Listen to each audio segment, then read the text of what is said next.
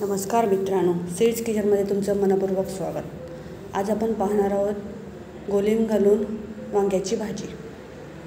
न आवडणाऱ्यासुद्धा आवडू शकते अशी पद्धत आहे। यासाठी मी इथे 4 वांगे घेतलेले आहेत। ते स्वच्छ धुवून घ्यायची आणि बारीक बारीक तुकडे करायचे। तुकडे करून झाले की त्याला एका बाउलमध्ये पाण्यात ठेवावे, म्हणजे वांगी काळी पडणार नाहीत।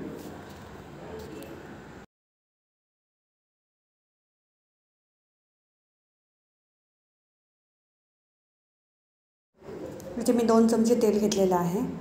तेल चांगलं तापलं की त्यात कढीपत्त्याची पानं घालायची 5-6, ती चांगली तळू द्यायची। नंतर 6-7 लहान साईजच्या लसूण पाकळ्या, इथे मी एक मोठा चिरलेला कांदा आहे, एक टोमॅटो आणि थोडीशी कोथिंबीर, हे सगळं चिरून घेतलेलं आपण एकत्र भाजून घ्यायचं चांगलं।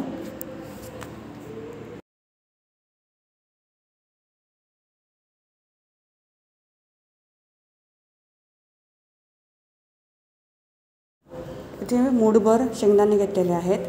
ते शेंगदाणे कच्चेच घेतलेले आहेत मी। ते चांगले कुटून त्याची साल काढायची आणि जाडसर तसे ठेवायचे।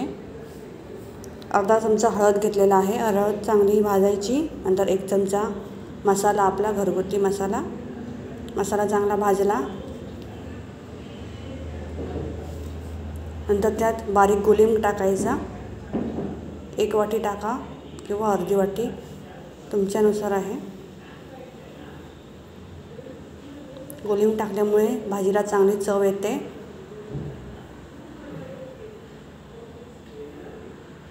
गोलिम चांगला भाजायचा म्हणजे वास निघून जाईल। आता आपण चिरून घेतलेली वांगी टाकणार आहोत।